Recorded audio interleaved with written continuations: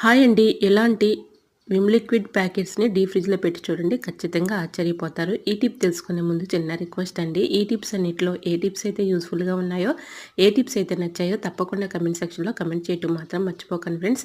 ఇంకా ఫస్ట్ టిప్‌ని తెలుసుకుందాం. Vim liquid packets మనం పడేయకుండా చక్కగా యూజ్ చేసుకోవచ్చండి. ఇలా విమ్ లిక్విడ్ ప్యాకెట్‌ని ఈ విధంగా వాటర్ అయితే నింపుకొని డీప్ ఫ్రిడ్జ్‌లో ఒక 1 అవర్ పాటు ఇలా ఉంచేస్తే చక్కగా ఐస్ ప్యాక్ లాగా తయారవుతుందండి. దీన్ని మనం ఒక్కొక్కసారి గాయాలు అయినప్పుడు ఇలాగ గాయాల పైన కొంచెం ఇలా కాపుకుంటూ ఉన్నామనుకోండి, అలా గాయమైన దగ్గర పెయిన్ వచ్చేస్తూ ఉంటుంది కదండీ! ఆ పెయిన్ అనేది తగ్గిపోతుంది. సో, యూజ్ అవుతుంది అనుకుంటే ట్రై చేయండి. ఇంకొక విధంగా కూడా చక్కగా యూజ్ చేసుకోవచ్చండి.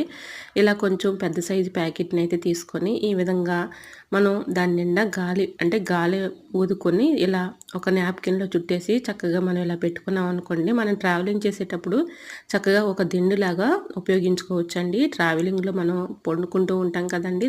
మనం ఇలా తలదిండుగా చక్కగా ఉపయోగించుకోవచ్చు. ఇంకా సెకండ్ టిప్‌ని తెలుసుకుందాం. కొత్తిమీర మనం ఒకసారి కట్ చేసిన తర్వాత కడుగుతూ ఉంటాం కదండీ! కడిగిన తర్వాత మనం క్లీన్ చేస్తూ ఉంటే సింక్‌లో చాలా వరకు కూడా పడిపోతూ ఉంటుంది కదా! అటువంటి ఇబ్బంది లేకుండా ఉండాలంటే ఇలాంటి జాలీ గేట్లో వేసేసుకుంటే చక్కగా కొత్తిమీర మన సింక్‌లో పడకుండా ఉంటుంది. సింక్ కూడా క్లీన్ చేసే పని ఉండదు. ఇంకా థర్డ్ టిప్‌ని తెలుసుకుందాం. సోప్స్ అయితే మనం ఇలాగ సోప్ బాక్స్‌లో పెట్టుకుంటూ ఉంటాం కదండీ!